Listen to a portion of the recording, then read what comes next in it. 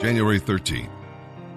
Our reading in the Old Testament today will come from the book of Genesis, chapter 28, verse 1, through chapter 29, verse 35. And here in the Old Testament, we'll read about a day of disappointment.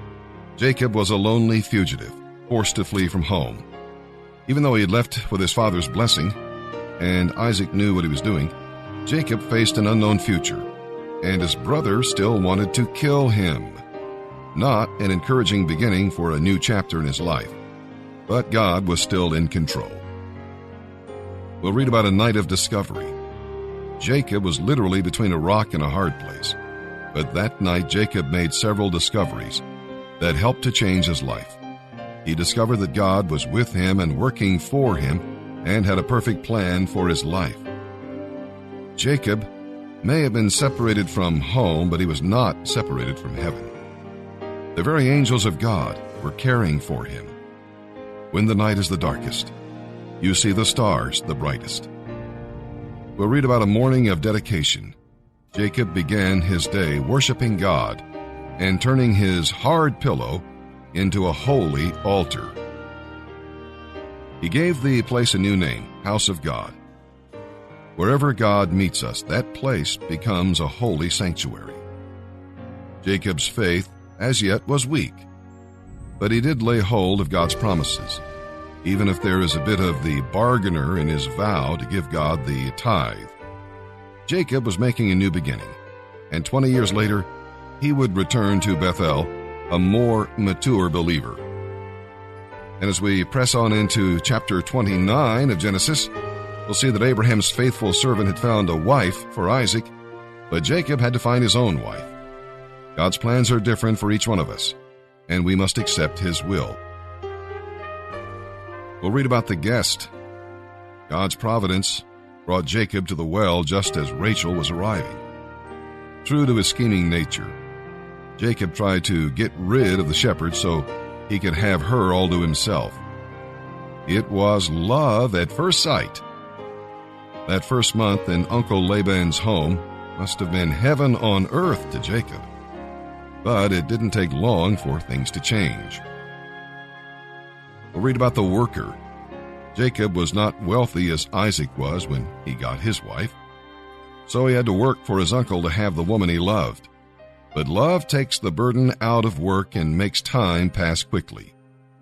Jacob the schemer met his match in Laban and soon began to reap what he had sown. Jacob had deceived his father, and his father-in-law deceived him.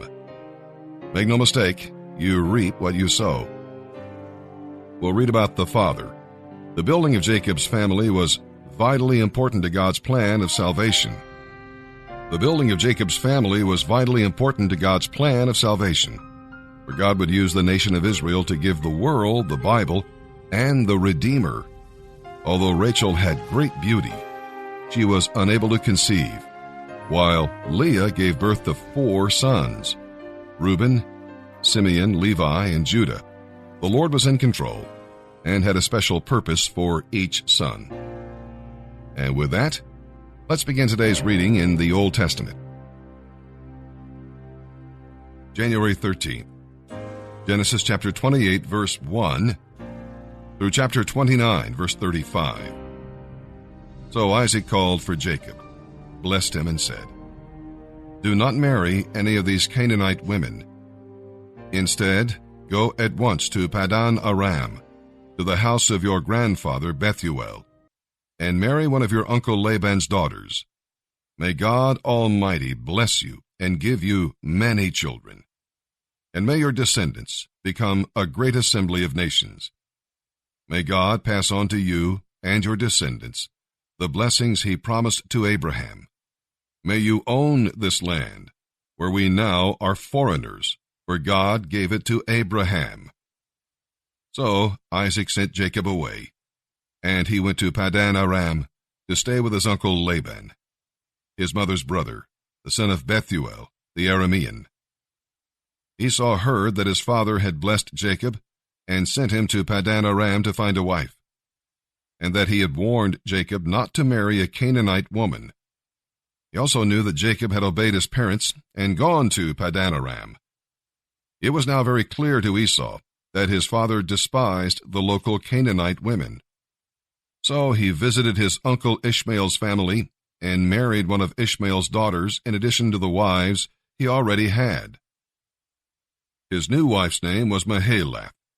She was the sister of Nebaioth and the daughter of Ishmael, Abraham's son. Meanwhile, Jacob left Beersheba and traveled toward Haran. At sundown he arrived at a good place to set up camp and stopped there for the night. Jacob found a stone for a pillow and lay down to sleep. As he slept, he dreamed of a stairway that reached from heaven to earth, and he saw the angels of God going up and down on it.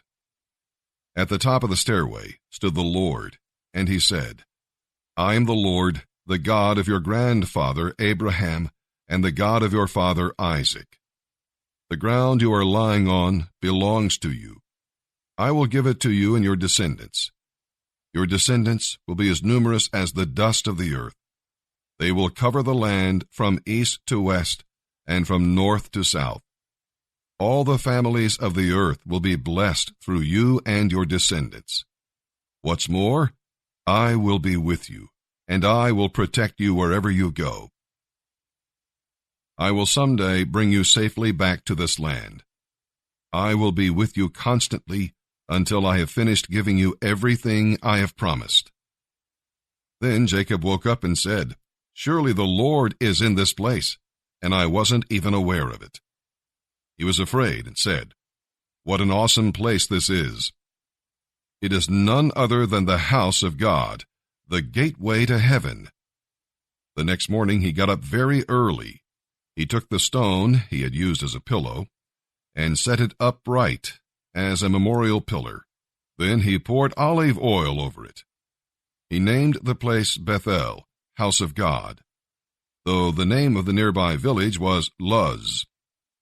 Then Jacob made this vow, "If God will be with me and protect me on this journey and give me food and clothing, and if he will bring me back safely to my father, then I will make the Lord my God. This memorial pillar will become a place for worshiping God, and I will give God 1/10 of everything he gives me." Jacob hurried on, finally arriving in the land of the east. He saw in the distance 3 flocks of sheep lying in an open field beside a well, waiting to be watered, but a heavy stone covered the mouth of the well. It was the custom there to wait for all the flocks to arrive before removing the stone. After watering them, the stone would be rolled back over the mouth of the well. Jacob went over to the shepherds and asked them, "Where do you live?" "At Haran," they said. "Do you know a man there named Laban, the grandson of Nahor?" "Yes, we do," they replied. "How is he?" Jacob asked. "He's well and prosperous. Look, here comes his daughter Rachel with the sheep." "Why don't you water the flocks so they can get back to grazing?" Jacob asked. "They'll be hungry if you stop so early in the day." "We don't roll away the stone and begin the watering until all the flocks and shepherds are here," they replied. As this conversation was going on, Rachel arrived with her father's sheep, for she was a shepherd. And because she was his cousin, the daughter of his mother's brother, and because the sheep were his uncle's, Jacob went over to the well and rolled away the stone and watered his uncle's flock. Then Jacob kissed Rachel, and tears came to his eyes. He explained that he was her cousin on her father's side, her Aunt Rebekah's son. So Rachel quickly ran and told her father Laban.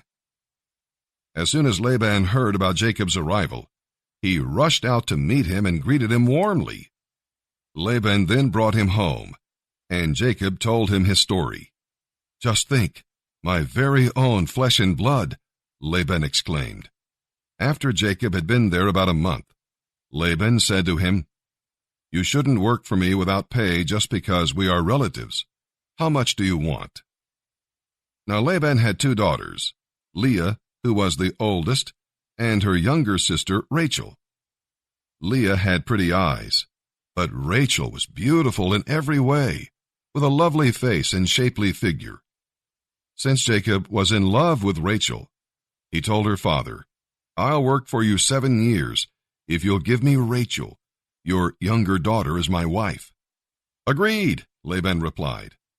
"I'd rather give her to you than to someone outside the family." So Jacob spent the next 7 years working to pay for Rachel. But his love for her was so strong that it seemed to him but a few days. Finally, the time came for him to marry her. "I have fulfilled my contract," Jacob said to Laban. "Now give me my wife so we can be married." So Laban invited everyone in the neighborhood to celebrate with Jacob at a wedding feast. That night, when it was dark, Laban took Leah to Jacob, and he slept with her. And Laban gave Leah a servant, Zilpah, to be her maid.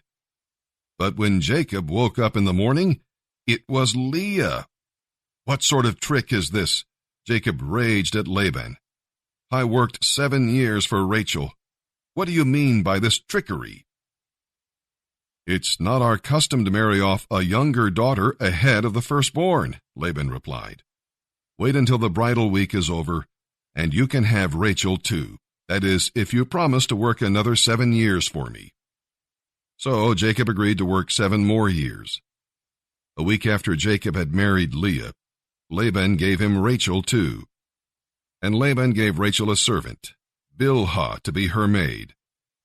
So Jacob slept with Rachel too, and he loved her more than Leah.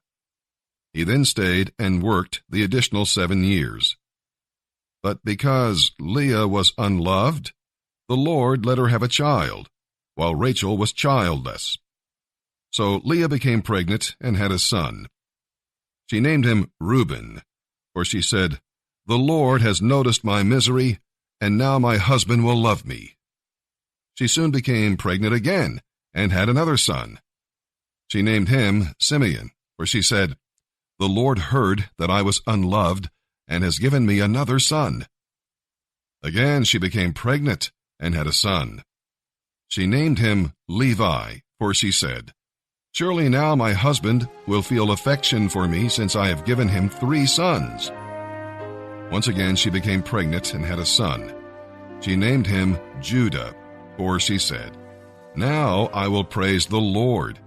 And then she stopped having children.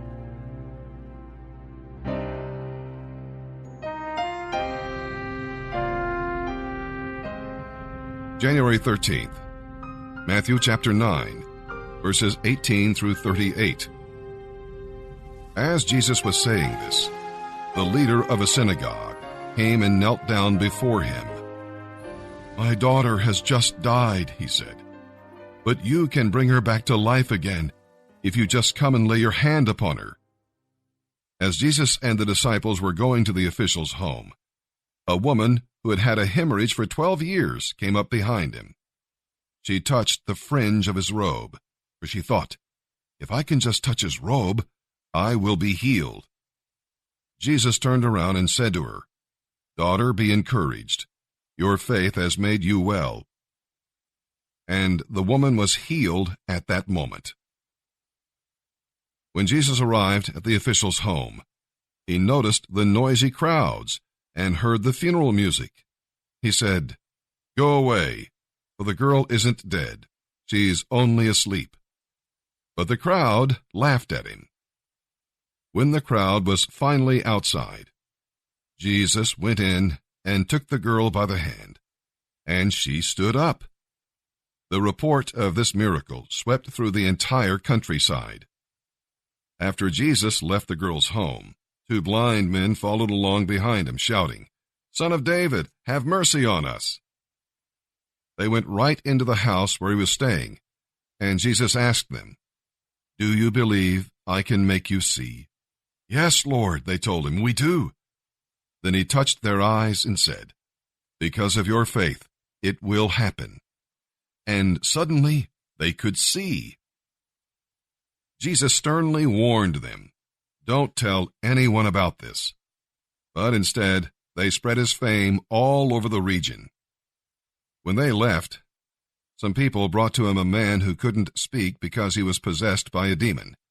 So Jesus cast out the demon, and instantly the man could talk. The crowds marveled. "Nothing like this has ever happened in Israel," they exclaimed. But the Pharisees said, "He can cast out demons because he is empowered by the prince of demons."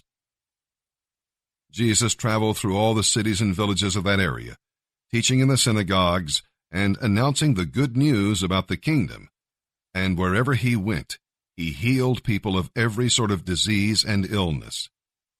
He felt great pity for the crowds that came, because their problems were so great, and they didn't know where to go for help.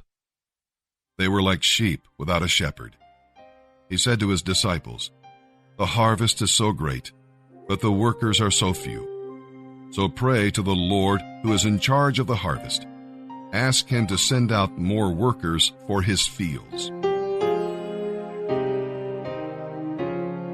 Psalm 11, verses 1 through 7. We'll see here that David was in great difficulty. Around him, the archers were getting ready to shoot. Under him, the foundations of society were shaking. What should he do? What would you do? When you're in that kind of situation, your first thought may be to get away as fast as you can. Even David's friends advised him to act like the bird and fly away. It's right to flee from temptation, but not from duty. Now, instead of flying away like a frightened bird, you should really trust God and mount up with wings like eagles. If the foundations are destroyed, lay the foundations again. This is what Ezra did, and what each new generation may have to do. David became king of Israel and laid the foundations for a godly society. After all, God is still on his throne and will one day judge the wicked. If you love righteousness, God is on your side. Psalm 11, verses 1 through 7. For the choir director, a psalm of David. I trust in the Lord for protection. So why do you say to me, "Fly to the mountains for safety"? The wicked are stringing their bows and setting their arrows in the bowstrings. They shoot from the shadows at those who do right. The foundations of law and order have collapsed. What can the righteous do? But the Lord is in his holy temple. The Lord still rules from heaven. He watches everything closely, examining everyone on earth. The Lord examines both the righteous and the wicked. He hates everyone who loves violence. He rains down blazing coals on the wicked, punishing them with burning sulfur and scorching winds. For the Lord is righteous, and he loves justice. Those who do what is right will see his face. Proverbs chapter 3, verses 11 and 12. My child, don't ignore it when the Lord disciplines you, and don't be discouraged when he corrects you. For the Lord corrects those he loves, just as a father corrects a child in whom he delights.